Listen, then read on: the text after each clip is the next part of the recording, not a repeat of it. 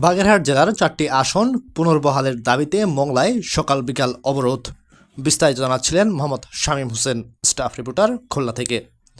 বাগেরহাট জেলায় 4টি সংসদীয় আসন পুনর্বহালের দাবিতে মংলায় সর্বদলীয় সম্মিলিত কমিটির উদ্যোগে অবরোধ কর্মসূচি পালিত হয়েছে। রবিবার সকাল থেকে এই কর্মসূচি পালন করা হয়। কর্মসূচিকে ঘিরে মংলা শহরের প্রধান সড়কগুলোতে যান চলাচল বন্ধ থাকে। অবরোধের সমর্থনে সর্বদলীয় কমিটির নেতাকর্মীরা মিছিল বের করেন এবং বিভিন্ন স্থানে অবস্থান নিয়ে স্লোগান দেন।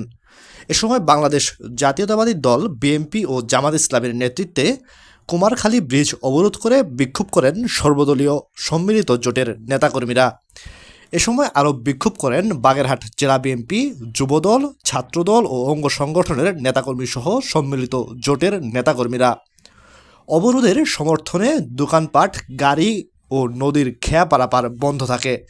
সর্বদলীয় কমিটির নেতারা বলেন, বাগেরহাট জেলার 4টি আসন পুনর্বহাল না হলে এলাকায় জনগণের অধিকার ক্ষুণ্ণ হবে। অবিলম্বে সংসদীয় আসন পুনর্বহাল করতে হবে। অবরোধ চলাকালে কোনো অপ্রীতিকর ঘটনার খবর পাওয়া যায়নি, তবে সাধারণ মানুষ ভোগান্তিতে পড়েন। কর্মসূচির কারণে সকাল থেকে মংলা বাসস্ট্যান্ড হতে দূরপাল্লার বাস চলাচল বন্ধ ছিল।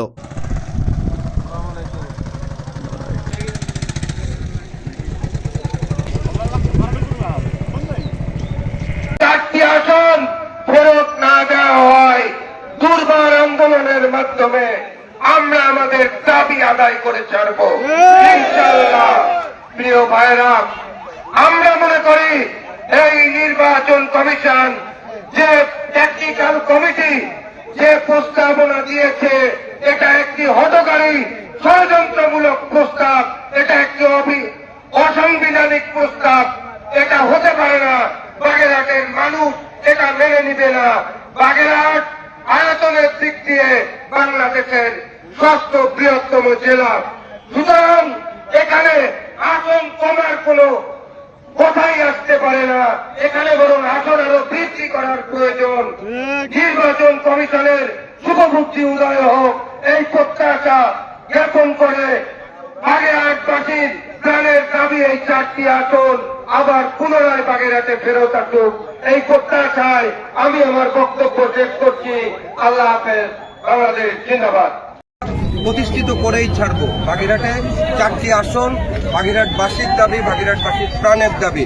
এটা ইনশাল্লাহ আমরা আশা করি আল্লাহর রহমতে কালকে শুনানির মাধ্যমে আমাদের এই 4টি আসন আবার পুনরায় এখানে আসবে। ধন্যবাদ।